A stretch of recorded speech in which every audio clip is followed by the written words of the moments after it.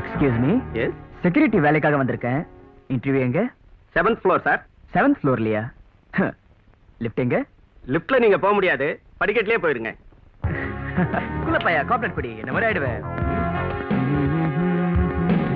May I come in? Yes, come in. Good morning sir. Security வேலைக்காக இன்டர்வியூக்கு வந்திருக்கேன் sir.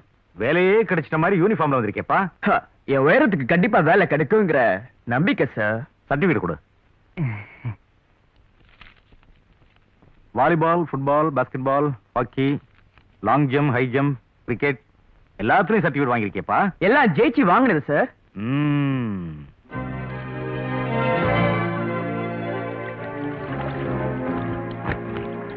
இத பார்ப்பா.